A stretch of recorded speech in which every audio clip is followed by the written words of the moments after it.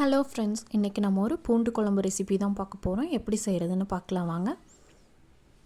இப்போ ஒரு கடாய் வச்சு அதில் ஒரு 4 டேபிள் ஸ்பூன் அளவுக்கு நல்லெண்ணெய் ஊற்றிக்கோங்க.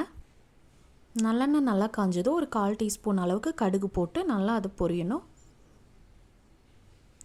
இப்போது கடுகு நல்லா பொரிஞ்சதும் நான் ஒரு 4-5 பூண்டு எடுத்து நல்லா க்ளீன் பண்ணி கழுவி வச்சுருந்தேன். அதை இப்போது சேர்த்துக்கலாம். சேர்த்து நல்லா வதக்கி விட்டுக்கோங்க. இந்த அளவு பூண்டு வதங்கினதும் கருவேப்பிலை ஒரு கொத்து எடுத்துருக்கேன், அதை இப்போ சேர்த்துக்கலாம். சேர்த்து நல்லா வதக்கிடணும். பூண்டு நல்லா கலர் இந்த அளவுக்கு சேஞ்ச் ஆனதும் நான் ஒரு நெல்லிக்காய் சைஸ் புளி ஊற வச்சுருந்தேன், அதை இப்போ சேர்த்து நல்லா மிக்ஸ் பண்ணிக்கோங்க.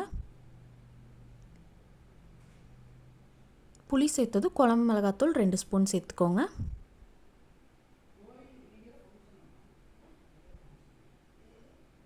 இந்த குழம்புக்கு வெங்காயம் தக்காளி எதுவும் தேவை கிடையாது, பூண்டு மட்டும் இருந்தால் போதும். பாருங்கள் நல்லா கொதிக்குது. இப்போது ஒரு 2 கிளாஸ் அளவுக்கு தண்ணி சேர்த்துக்கலாம்.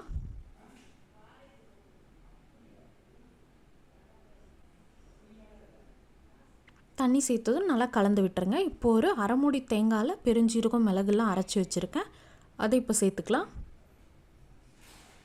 சேர்த்து அந்த தேங்காய் தண்ணி கொஞ்சம் சேர்த்துக்கோங்க, உங்களுக்கு தேவையான அளவுக்கு